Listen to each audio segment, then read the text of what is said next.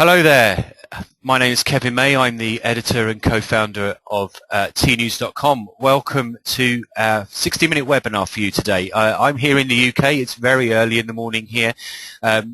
We have got what we would say is a very international audience listening in today to look at this great subject, which is marketing to the new traveller in Asia. We've put this on today in conjunction with WebInTravel, which is, as everybody knows, is the fantastic conference that takes place in Singapore in roughly about 6 to 7 weeks' time, so we're all very excited about that. And we've produced this in conjunction with ITB Asia and the ITB Academy. This is the second event that we produced with the ITB Academy. We did a fantastic one about mobile and hotels a few months ago. So, like I said, over the next 60 minutes, we're going to be talking through this particularly really interesting subject. It's not least interesting for people in Asia-Pacific, but especially for people outside that are really trying to target this particular community. So, on the webinar today, obviously you've heard me. I'm Kevin May. We also have my co-founder at Tnooz, Quinn, who is sitting in Connecticut in the US. It's about 2:30 in the morning his time, but he's still awake. He's with us. He's going to be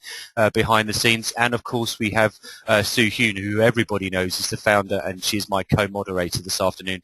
She is from WebInTravel. So what will happen over the next 60 minutes, we've got a panel of people to discuss various topics.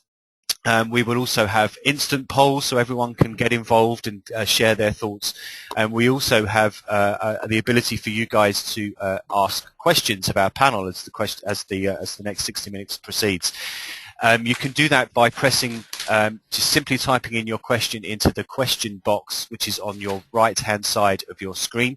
For those that do have to step away or leave the webinar at any point, please don't worry. We will be hosting the entire webinar via a video on Tnooz.com within the next 12 to 24 hours. If we can have the next slide, please, Jean. So our panelists this afternoon, we have, as I said, quite a multinational audience. So as I said, I'm here in the UK. We have Jean in Connecticut in the US. Siew Hoon is in Penang in Malaysia. And our three panelists are Emilie Couton, who is the Director for Hotel Solutions at Accor Asia-Pacific. She is in Bangkok in Thailand this afternoon. We have Mario, who's a co-founder at Circos brand Karma. He is in Singapore. He doesn't need to travel very far for WebInTravel in a couple of weeks' time. And we also have Kei Shibata, who's the co-founder and CEO of Venture Republic. He is talking to us this afternoon from Tokyo in Japan. So before we introduce the panelists, I'm just going to let you familiarize yourself with the polling system that we use. So very, very simple question, just so that you can get used to the tool. So where are you located? We have a sense where most of you are going to be, but please, if you can select one of those options, that would be great. And those votes are now coming in. That's fantastic. And let's throw up those results there, Jean, please. So absolutely no surprise there, given the timing of everywhere else in the world. 83% of you, that's 4 out of 5 of you, are in Asia-Pacific this afternoon. 14% of you, early risers in EMEA. 3% of you are in North America. I wonder if some of those is actually just Jean. And Central South America, still asleep, or hopefully still asleep, I suppose, or sheltering from the hurricane that is tearing through the Caribbean at the moment. So we wish them well. So what I'd like to do, first of all, is hand you over to Siew Hoon, who's going to kind of set the scene for us. Good afternoon, Siew Hoon. How is Penang in Malaysia? Penang is wonderful and sunny. Thank you very much for thank you very much for that intro. You know, and it's a great pleasure to be working with you and Jean on this. You know, as we get ready for our WebInTravel conference. Well, as Kevin said, that I am in Penang. It's really sunny here. We have no hurricanes here, and basically I've just kind of spent the last couple of days rediscovering the delights of my home island. I'm from Penang. You know, a very proud Penangite. And I'm certainly seeing no shortage of what we're calling, you know, in this webinar, the new travelers from Asia. You know, walking around the inner city of Georgetown, this beautiful wall art, for example, is a result of it's modern graffiti, you know, and it's attracting a lot of travelers who are in search of something new and different. travelers who know what they want because they've already read about it on their social networks, and travelers who come really armed with smartphones and tablets, you know, so that they can instantly share with their friends. So it's a new world that we are in. And I think Penang is a really good example of a destination that is enjoying a renaissance of sorts purely due to the new travelers that are emerging as a result of the various things that are happening in Asia. And I just want to sort of set the scene for this webinar. So a couple of factors happening as to why we are doing this webinar and why, you know, ITB Asia is going to be a great event this year, is one, the urban intensity of life across Asia. You know, I mean, most people think of Asia as kind of sleepy, backwater, you know, but some of the world's biggest cities are here. They are jammed, they are crowded, and there are rising middle classes which are all wanting to consume. So basically, we all need to escape more often and more frequently for our sanity. Would you agree with that, you know, Mario and Emily? You know, so we need to escape and travel more frequently for our sanity. So the second factor is really low-cost airlines, right? In 10 years' time, half of all air seats in Asia will be low cost. So that's an insane fact, you know, and that's going to transform travel in Asia like nobody's business, okay? So the other insane fact is rapid hotel development here. By 2017, Starwood will have more properties in Asia than in the US, and is opening one hotel every 10 days in the region. So according to STR Global, we have 1,871 hotels opening in the next 3 to 5 years in Asia, and 58% of those alone are in China and 17% in India. Okay, so the fourth factor is really the insane consumption of devices. I mean, Asia is really insane these days. We have smartphones in rural China and Indonesia and India, which are really reaching up to masses, you know, and making travel very appealing to them. 5, and of course, you know, it's destinations like Penang, for example, that are getting creative about attracting these new travelers. And as you know, as I show in this beautiful wall art, which is in the side of the temple, it was painted by an artist that came to Penang to take part in this World Heritage Week. So for me, all these factors are coming together to create a new traveler, which is what this webinar will discuss. Is like, how do you target them? How are they behaving? And what do they want? And this is all part of the journey to the WIC conference, of course, in October. So over to you, Kevin. Okay, thank you very much. Whereabouts, just incidentally, was that picture taken? Was that in Penang as well? Yes, that's right. It's in Moon Tree Street, you know, where all the some of the lovely new developments like boutique hotels that are coming up. You must come back and visit, all of you.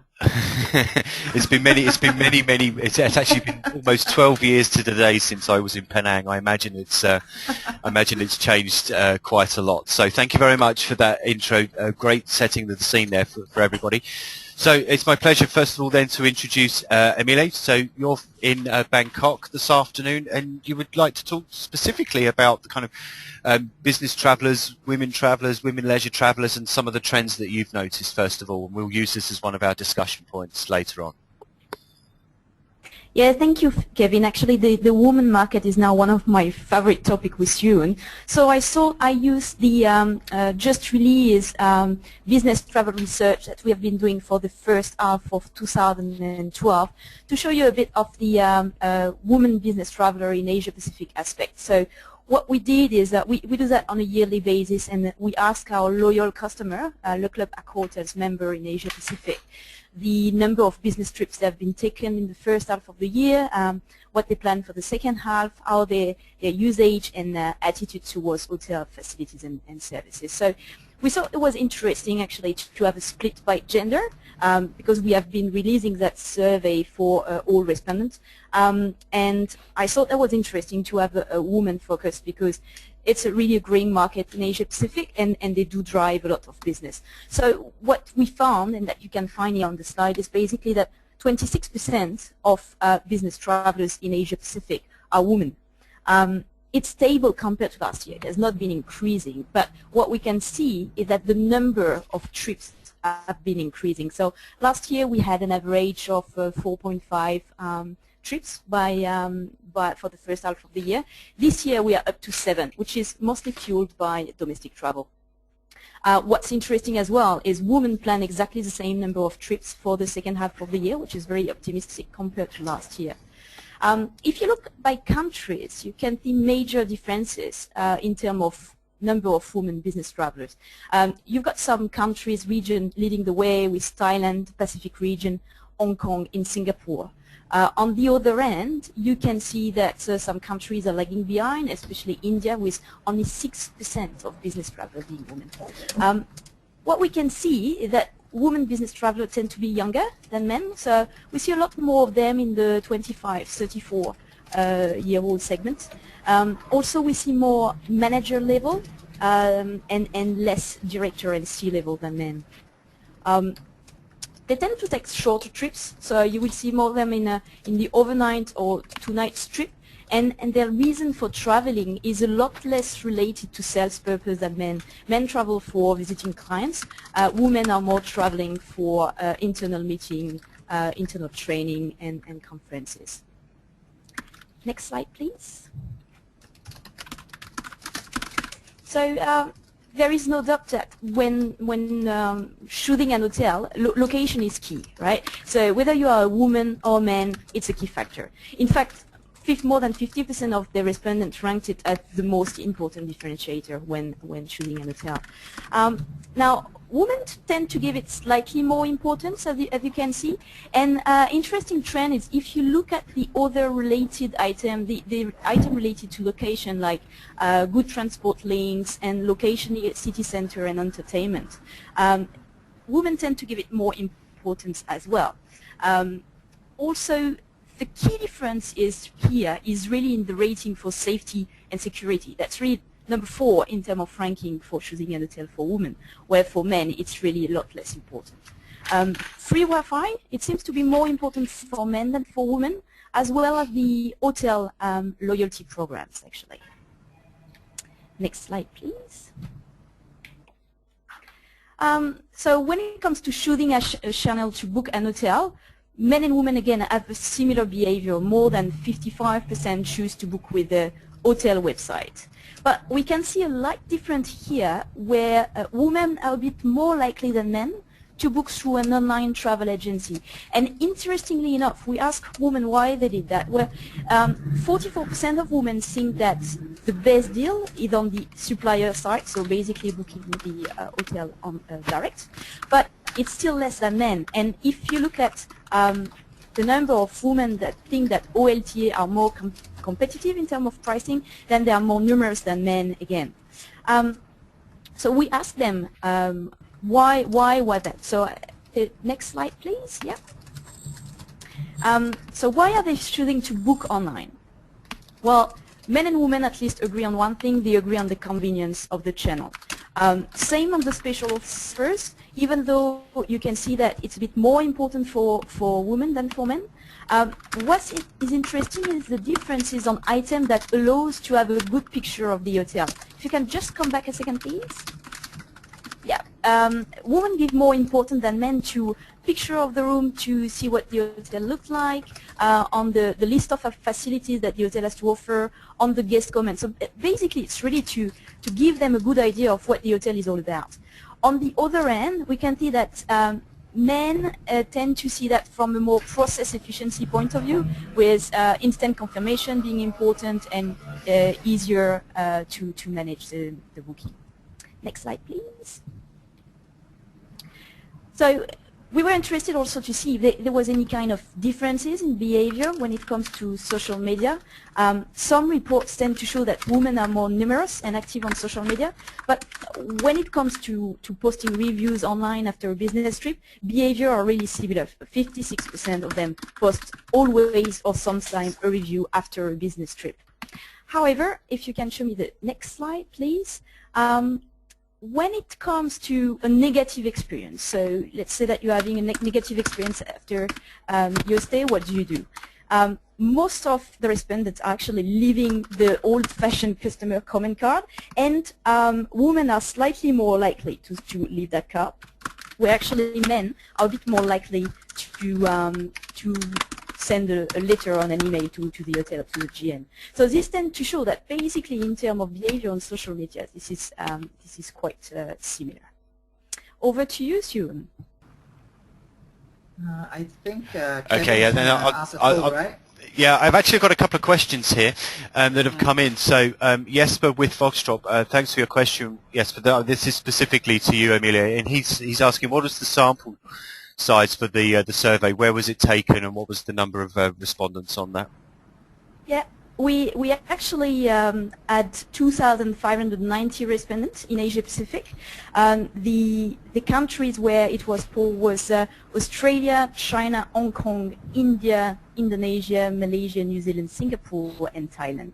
Okay, and what was the average kind of age group, or was it kind of various ages on that one? That was a question. Yeah, from, it was various ages groups. So.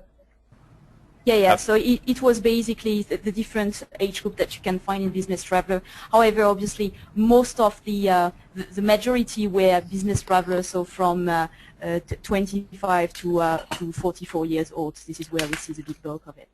Brilliant. No, that question was from Shelley Ho. And apologies to those that have sent in questions. We were trying to locate the sound of the noisy typing. I think we found that now, so sorry about that. Okay, so I just had another question. I mean, just one of the things that stood out there when you were talking about the differences between men and women was that one of the requirements was around Wi-Fi, and there was quite a significant difference between what male travellers want versus female travellers want. What, in particular, why do you see something like free Wi-Fi, which certainly seems to a lot of people to be almost as important as towels these days? Why do you see that less of a requirement for women?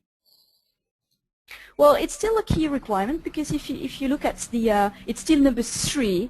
In comparison to men, it tends to be less important. So I would think that women tend to see the overall experience, where men tend to look at every particular facilities more in detail, and Wi-Fi would be one of them.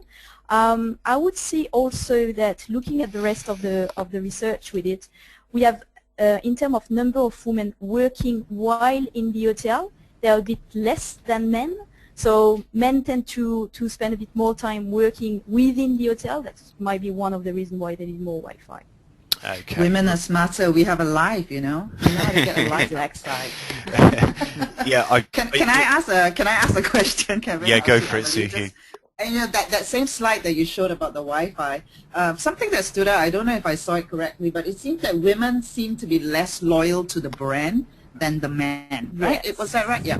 So could you explain that, you think?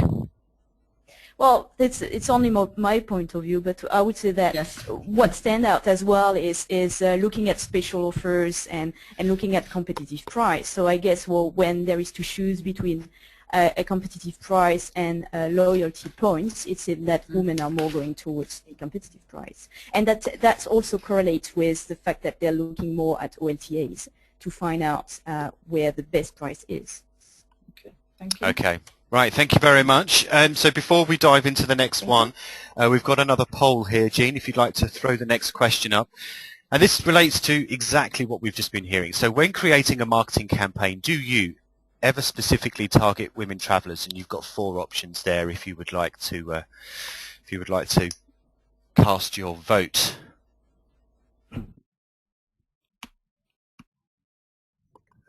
Okay, the results are starting to come in now.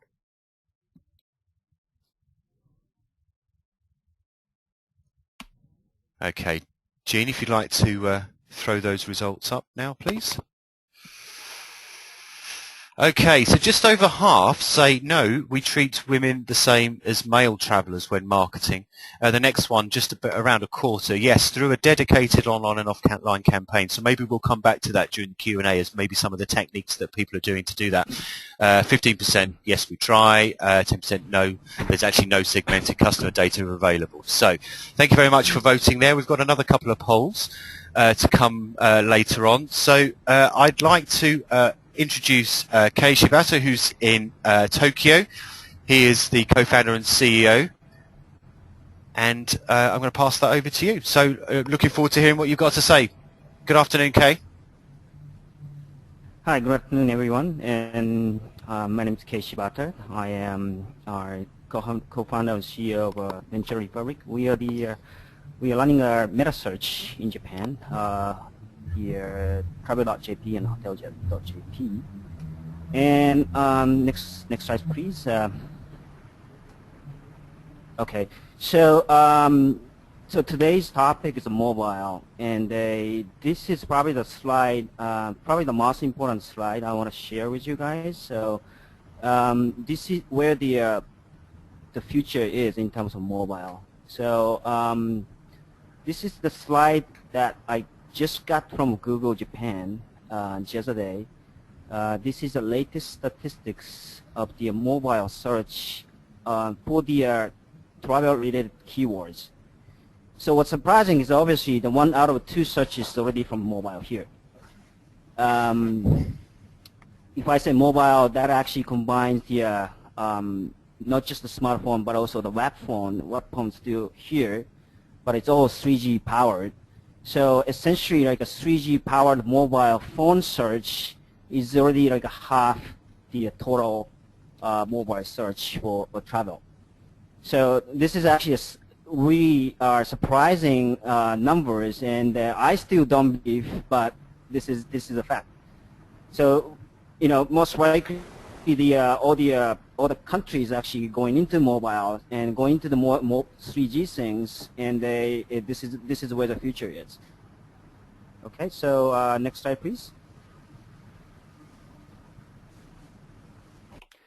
Okay, so the reason behind Japan has such a high penetration in mobile is the 3G penetrations. When you look at the Japan, the 3G penetration as of our last year Q4, we already got to the 95%. So it's almost all our phones are actually connected to 3G speed. And if you compare with other countries, China is still 6%, and India is still 4%, US is 64%. So the mobile, if you talk about the mobile penetration, you really want to pay attention to the, the 3G penetrations. Okay, next slide, please. Okay, if I talk about the hardware, so obviously everybody, today, I assume, they all have a smartphone, but if you take a look at the world, the people still don't have the smartphones. And, for example, if you take a look at China and India, the smartphone penetration is still very, very low, under 10% for Indian case. And even America are 60%, and definitely this is go up to the 100% in the next 4 years or so. And actually, this is a real surprise. Malaysia actually already got the 60% of smartphone penetrations, and I just recently heard, Singapore actually has like a 92% of smartphone penetrations. But again, you really want to pay attention to, not just the hardware penetration, but also the 3G penetrations. Okay, go to the next slide, please.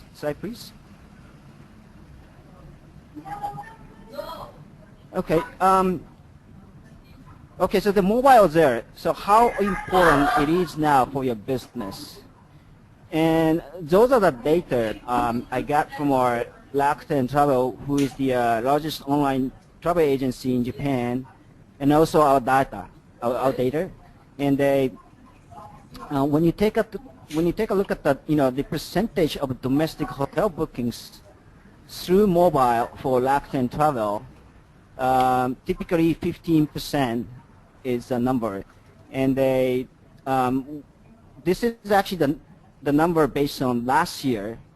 And if you want to get the better sample, which is our case, this is the traffic number though. But we actually see 17% for Travel.jp. This is primarily for the flights and then vacation packages. And if you talk about the hotel, we have a little bit higher traffic coming from mobile, which is about 24% now. Okay, move on to the next slide, please.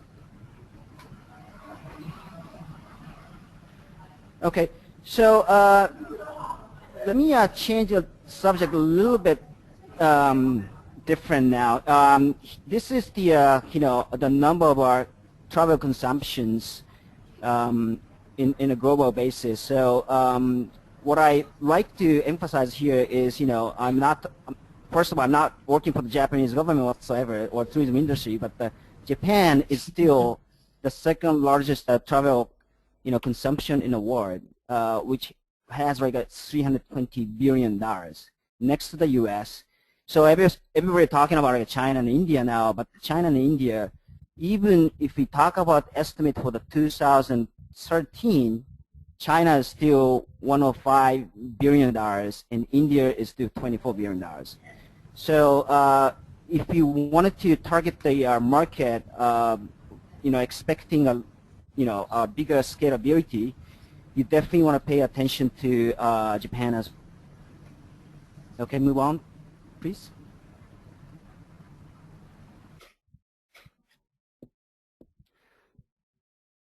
Hello? Oops. Yeah. Okay. Hello. Okay. Well, so particularly, if I can talk about the Japan, so we have the our remarkable year this year because the of low-cost carriers. So as Siew Hoon just mentions in the beginning, the LCC has a potential impact to grow the market. So this year, we have 3 new LCC just launched. The Peach is actually the subsidiary of the All Nippon Airways, and just Japan and Air Asia Japan, they all launch within this year. So I'll move to the next slide, please. Okay, this is actually the last slide. So the reason why I'm saying Japan has a great potential, not just the size of the market, but also the growth potential. All right, here. Okay, so there's a special reason here. Japan actually has has been having a really high cost for the transportation. So there's a one chart here on the left-hand side. This is the this is actually showing how expensive the flight has been for the most of the airline routes.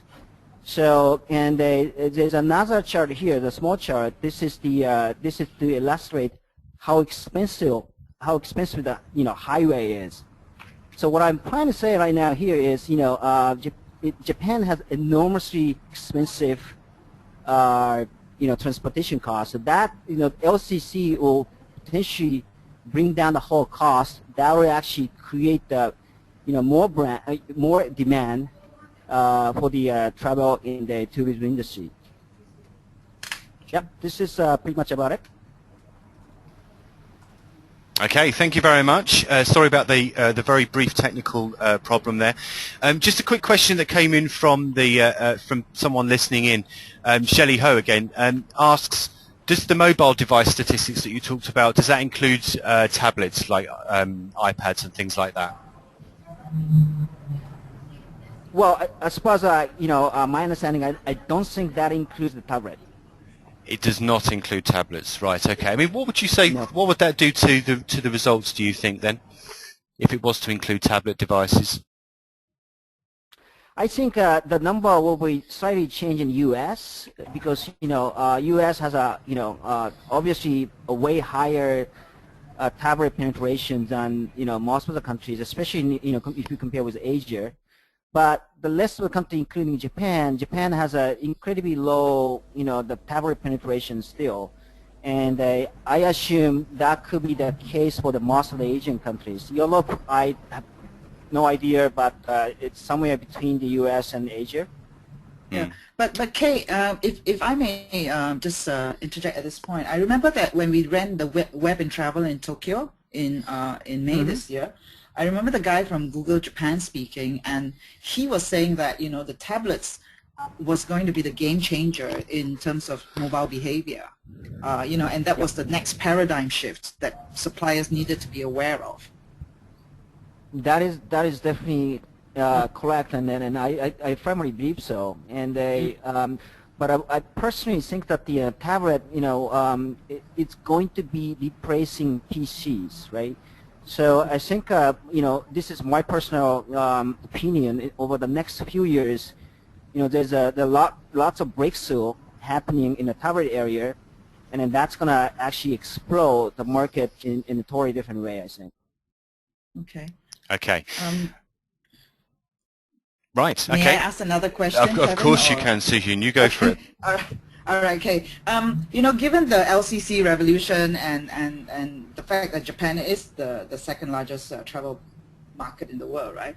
What kind of new travelers do you expect that will emerge as a result of this low-cost airlines? That's actually a very good question. So just today, I have a lot of debates internally with my staff, and most of the guys are saying, we see some trends here. For example, you as a family trip, the leisure trip, you definitely want to, use the low-cost carriers, but at the same time, you can save the cost and you can allocate that cost for the better hotels or so. So it's really the combination, like low-cost airfares and the nice accommodation kind of thing. So that kind of patterns will be seen more.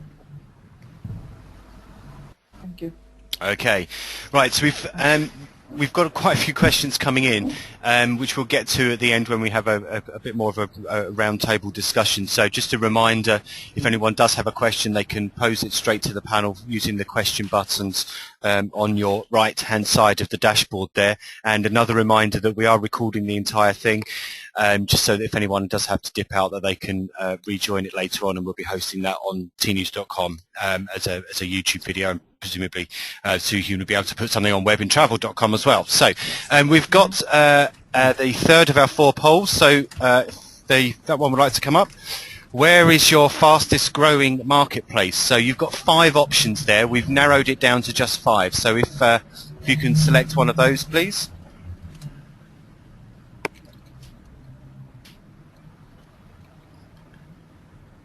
No huge surprises there as the results are coming in, and we'll throw up the result of that in a second.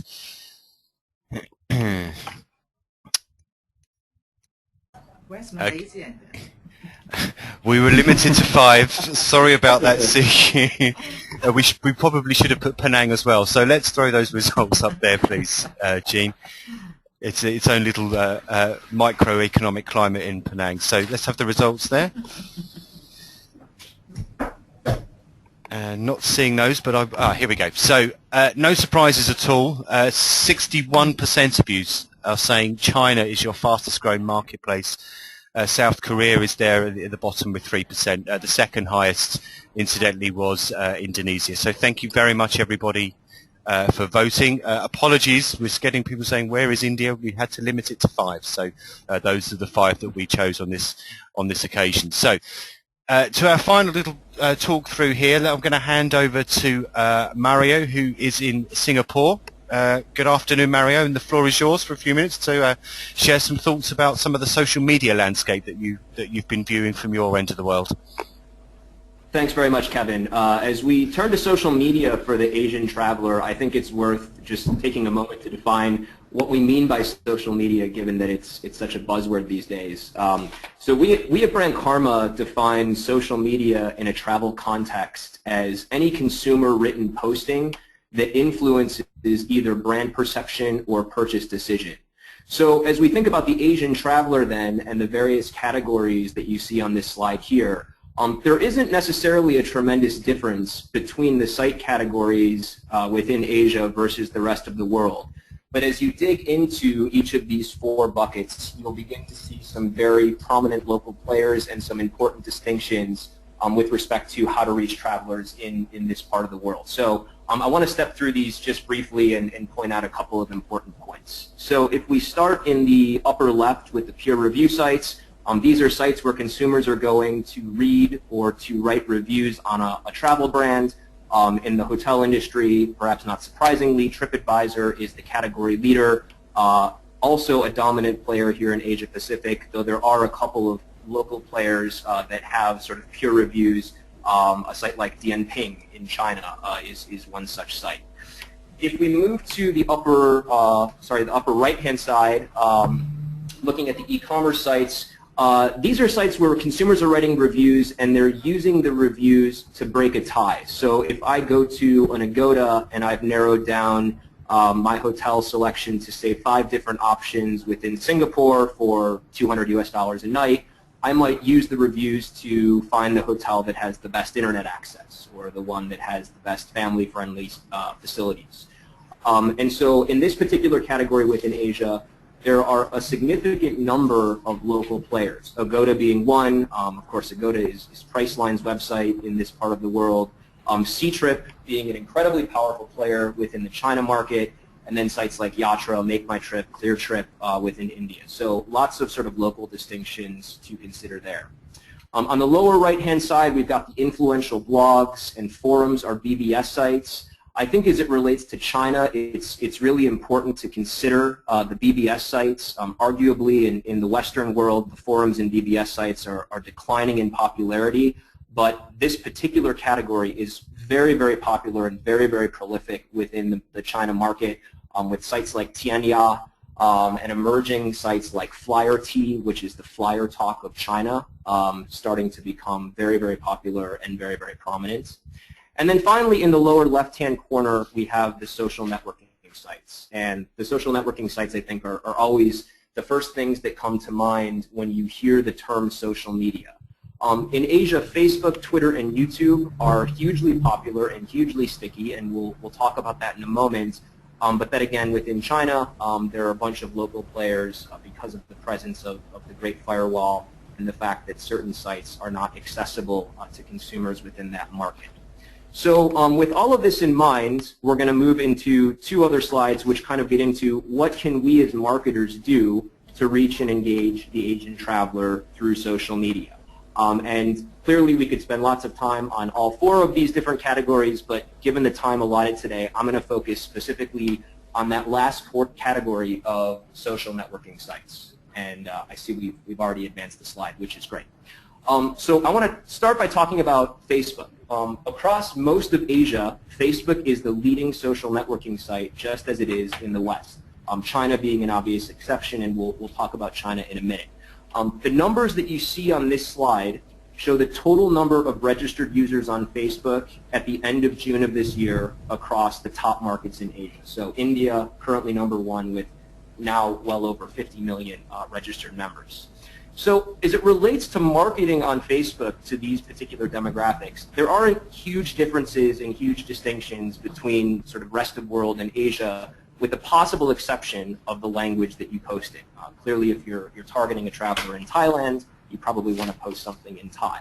But tried and true best practices like having a vibrant Facebook fan page with lots of rich content, sculpting and crafting your influencers and your fan base to reflect your brand's market mix, and obviously monitoring all mentions of your brand across the Facebook community are just as important here in Asia as they are in the Western world.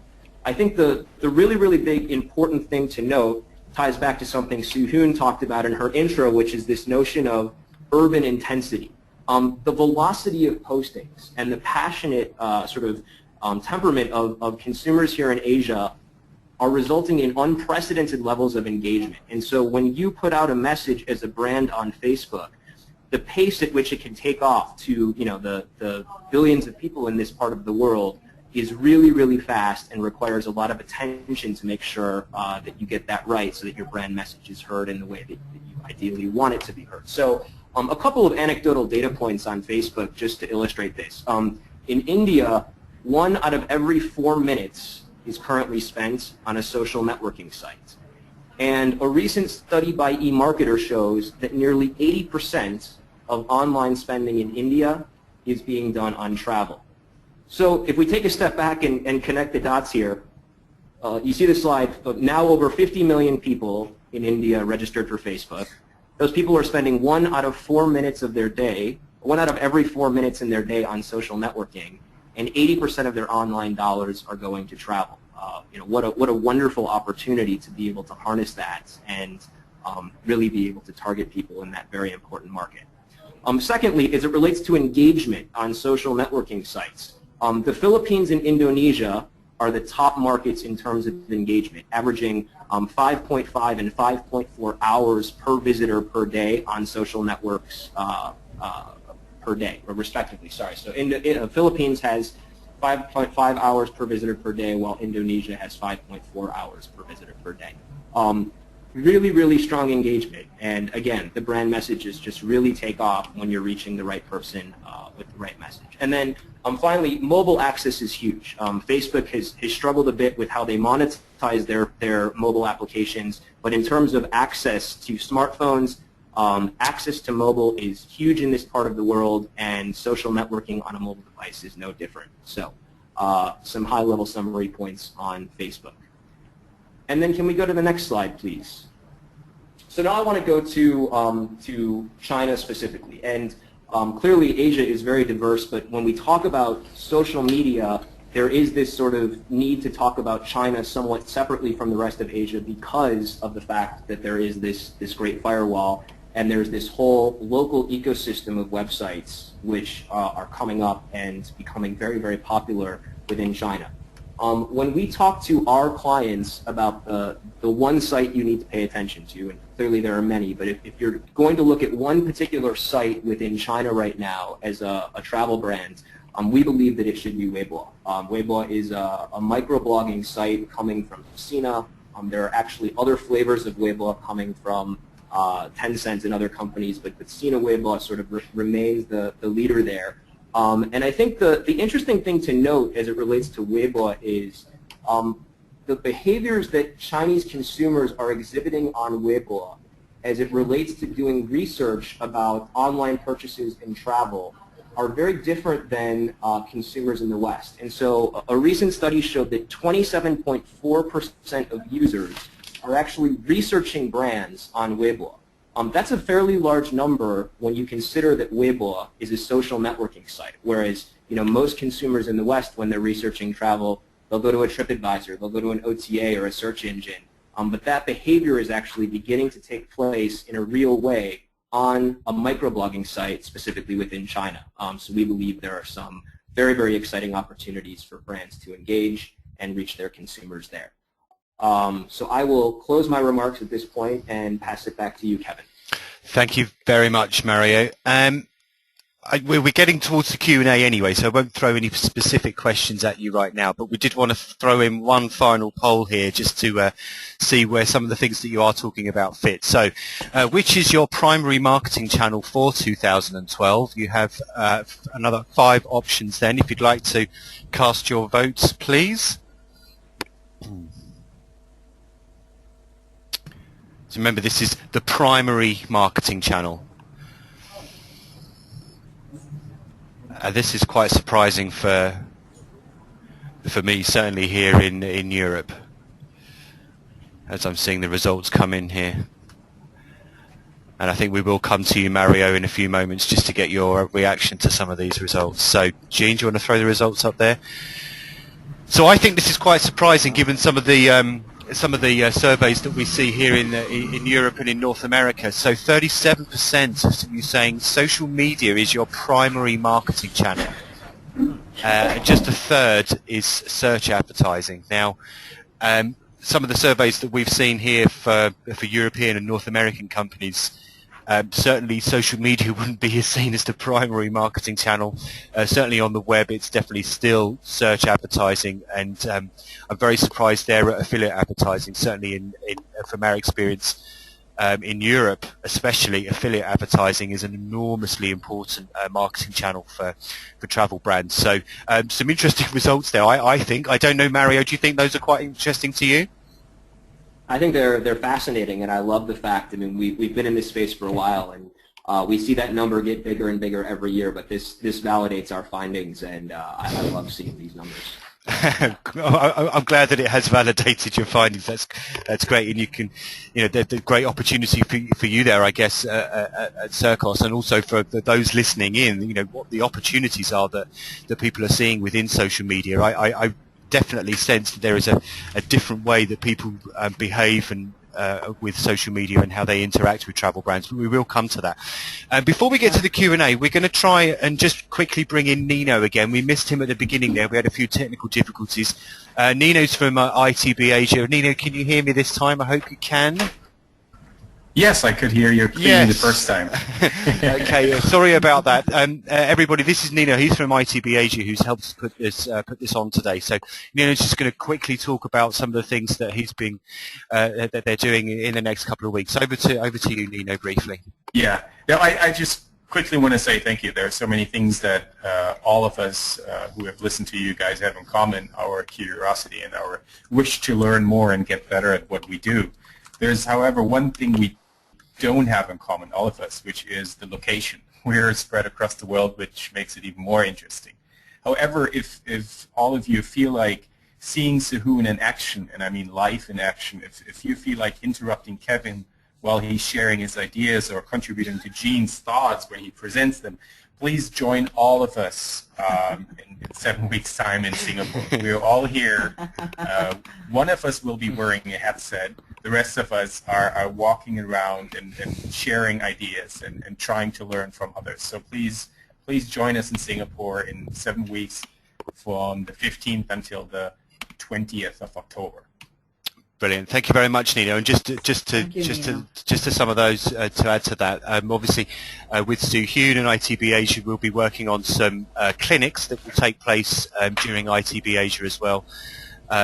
Check both tnoos.com and WebInTravel in the coming weeks to get more details about those. So, right, we've now got about 10 minutes for a discussion. We've had lots of questions come in. Inevitably, there's there are so many of you registered and so many of you are listening in, so thank you very much.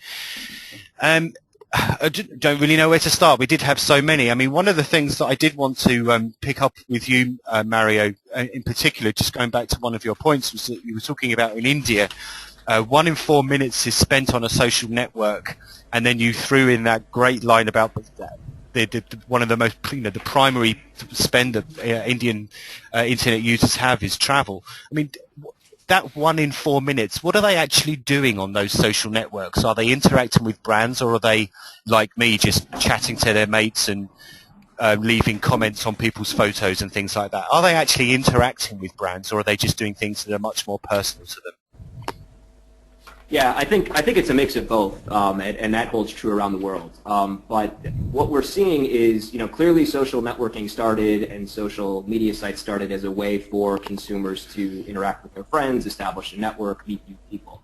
But as sites like Facebook and Weibo in China have reached the size that they're at now, and brands are starting to take their presence on those sites very seriously, consumers are starting to sort of engage in permission marketing. They say, I am a fan of Cathay Pacific Airways. I am a fan of, Holiday Inn, and if you have an offer, you can communicate that to me. So when you think about a consumer in India spending that much time and looking at their Facebook newsfeed and starting to see brand message that they are okay with being there, there is real engagement that's starting to happen, and we expect that to happen more and more as social media continues to gain more and more adoption in Asia. Yeah, actually, Kevin, it's interesting that you pointed out the difference between, the social media use in Europe versus Asia, and I think the poll results reflect really what is happening in Asia. And if I can use an example, like Tourism Australia is already spending a quarter, 25% actually of their digital budget is totally just on Facebook alone. And it would be interesting to find out, for example, I know that we talked a lot about how women use social media. Women are much more social creatures, Emily. So how do women use social media differently from men? Are we angels or are we devils? Yeah, what we can see is that, as I was saying before, they're looking at having that overall experience. So they are more likely to, whenever something's going wrong, to post a review, but also whenever something is going right, to broadcast that to their friends. And because they are a lot more social, whatever they say goes a lot further, right? So I guess it's both sides of the story. If we manage to delight women, then you will get it tenfold back.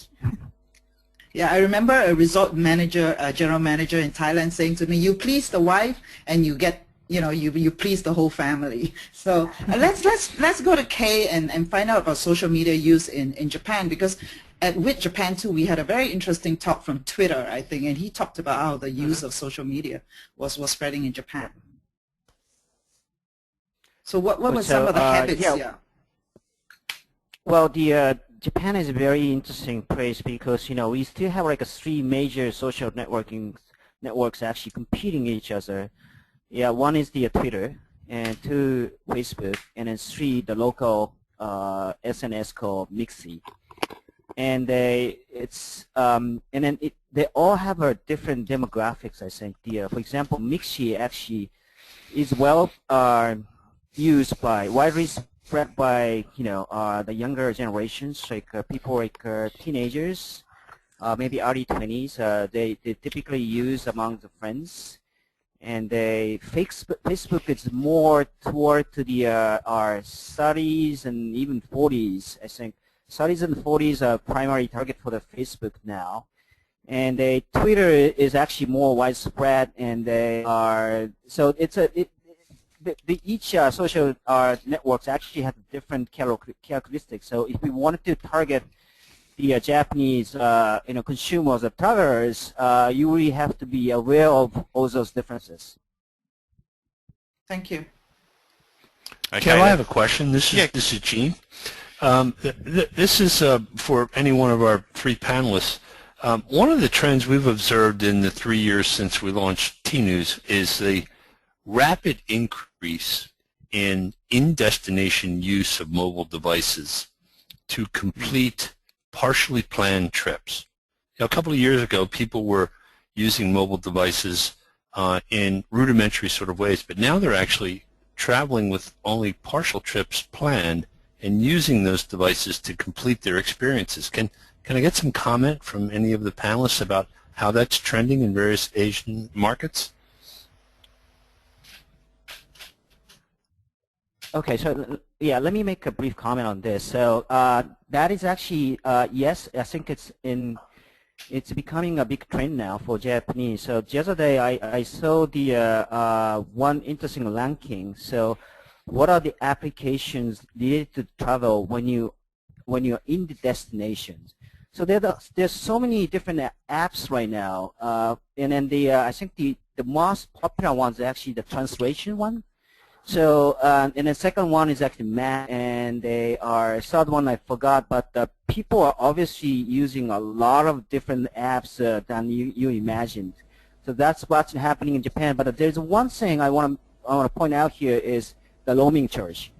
So well, a lot of my friends are actually surprised when they come back from international trip. Their phone bill just goes up to the ceiling, right? So this is actually the fundamental problem we have to solve.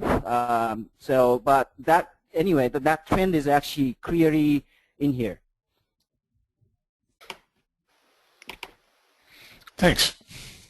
Okay, cool. Right, brilliant. We've got just a few more minutes now. So these are just some of the random questions that have come in. So they're not exactly tied in, but we do like to service those that have been kind enough to send a question in. So here's a question from John Pies, and this goes back to the women travellers thing and around safety and things like that. And he says, how do travellers determine if a property is safe or not, or isn't this just subjective? I guess this one is particularly for you, Emilie. Yeah, so I would say it's 2 things, because here we're talking about business travel. So whenever corporates are doing RFP for their hotel accommodation, there is a lot of companies that are actually asking very specific questions on the security part of the thing. So that's definitely something we see in the RFPs coming on, and over the years they've been increasing. So that's one thing. Here, when it comes to women business traveler, I would say it's more subjective. It's more related to how comfortable and how safe you feel psychologically at the hotel. So it can be very small things, but it can be things like is is it properly lit when you go to your room? Are you escorted to your room? Do you see a lot of guards around, and do you feel safe? I would say it's a bit more psychological when it comes to women. Okay, and just very related, I guess related to that question, This was from, I do beg your pardon, this is from Jingzhou, and apologies if I've got the name wrong there, apologies for that.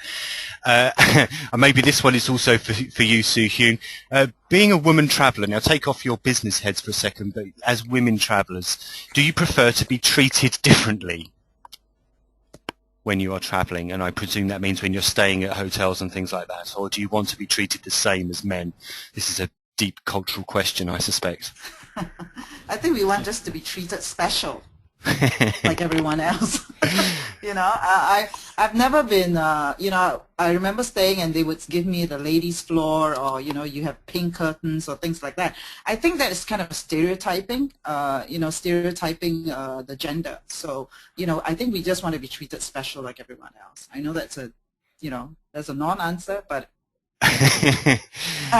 Yeah, and I think I totally agree with you, Siew, because it has not to be over the top. It has to be some small, smart touches that you feel you are being considered. But I would think that, you know, having something too much, you know, too much of attention to women could actually turn them off. Exactly like potential male travelers. So I would say yes, so some small touches where you see that you are considered, but not too much.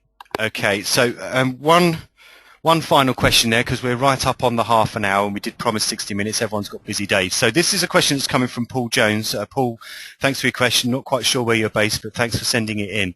And this is for each of the panelists, and if you can answer this with whatever hat you're wearing today. So he says, are our travellers in Asia-Pacific travelling further or closer to their origin as a result of changing demographics? So what is happening generally to the travelling marketplace? Are they travelling further afield to, say, the Americas or Europe, or are they just travelling to more destinations within their own regions? So this is Mario. I'm happy to speak first. Yeah, go for it, Mario. From our perspective, we see the biggest opportunities actually being with the low-cost carriers and short-haul trips. And so for hospitality brands that we work with, a lot of times there will be an opportunity to drive a weekend promotion, right, to fill the remaining rooms that are available at a resort in Phuket or in Vietnam. It's very, very easy to fill those rooms by targeting sort of feeder markets like Singapore, like Hong Kong, that are not so far away and have access to these low-cost carriers, because you can leave on a Friday afternoon and for 150 Sing dollars, you know, be on the beach a few hours later and in the hotel. So really, really good opportunities on the short haul side is what we see from a social media perspective. Okay, and Kei, what are you kind of observing in terms of kind of long or mid to long term trends around where people are travelling to geographically? Well, clearly, I think the you know, short to mid hauls will be the way bigger market, because as the example in Japan, so the all of a sudden 3 new LCC are coming, and then the most of the flights are actually within the domestic routes. So clearly, you know, what we started already seeing is a lot more short haul trips are coming up now. But at the same time, you know, I kind of see some interesting things happening in Japan. There's one thing which is the, of course, like a stronger yen. So that actually, you know, makes the, you know, long haul trip way more, you know, reasonable than it used to be. So this year alone, I think we actually saw a pretty big number of increase of the travelers actually going to Europe or somewhere like South America. And at the same time, so there are some of the LCCs actually, you know, making interesting efforts. For example, there's the one airlines called Skymark Airlines. They are trying to fly their planes to London, and then I heard they'll be all business class, and the price will be like half the regular price right now. So probably this kind of interesting, you know, initiative will potentially increase the demand for the long haul as well. But overall, I think the short haul is the one. Okay, thank you very much. And I mean, I suppose to you, Emilie, with a hotelier's point of view, I mean, from my perspective, Bangkok always seemed to be the kind of the centre of the Asia-Pacific world, just because it had so many routes heading in there as a hub. But that has changed a lot over the years. I mean, what does it mean in particular, for example, for Bangkok hotels, those kind of route changes and changes to demographics?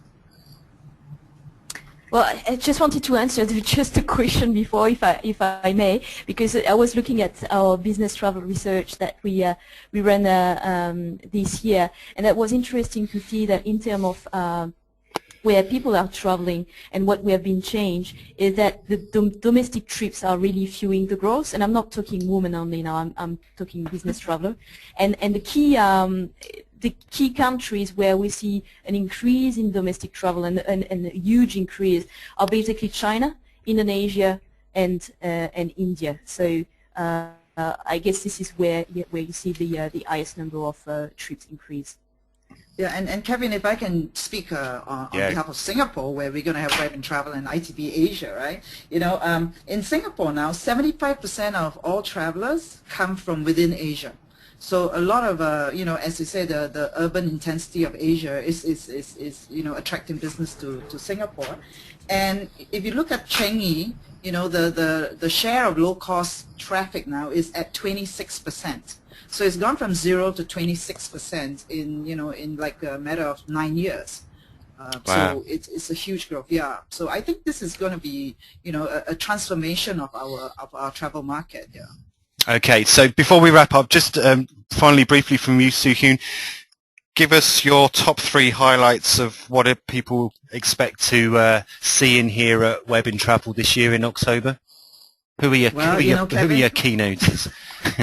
Well, Kevin, we're going to see you in action, and we are very happy to run again the THAC Open Travel Hackathon at WebInTravel. So we're looking forward to that. We're getting the corporate travel sector involved this year. We got a few funds involved, so I think it's going to be very interesting for entrepreneurs and innovation. You know, and then we have a Paralympian who's going to talk about the transformation, his personal transformation, as well as himself as a traveler, yeah. And we have a crazy scientist, and I think he wouldn't mind me calling him that, who's actually based in the Keio University in Japan, actually, and he is an inventor, and he's going to talk to us about sort of the future of the web and the Internet of everything, as he would say. You know. So I look forward to welcoming you all to Singapore. Very good, and very timely with the Paralympic mention there, because it is the opening ceremony of the Paralympics tonight in London. We've had quite an extraordinary couple of weeks here in London, I must say, with the Olympics. It's all about to start again with the Paralympics tonight. So that's it for this TnoozLIVE. Thank you very much to everybody for listening in. Thank you very much to Siew Hoon and WebInTravel. As Siew Hoon said, we're all congregating in Singapore in about 5 or 6 weeks' time. We look forward to seeing many of you there. And obviously, thank you very much to ITB Asia and the ITB Academy for coming in with us on this today. Most of all, thank you to our 3 panelists. Absolutely brilliant stuff, great insights.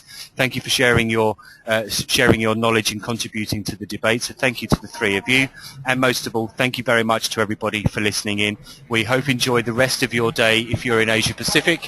Hope you enjoy the full day ahead of you if you're in Europe. And a very much good night to Jean, who's about to go to bed because it's in the middle of the night in America. So thank you very much for listening, everybody. We look forward to seeing or speaking to you very, very soon. Goodbye.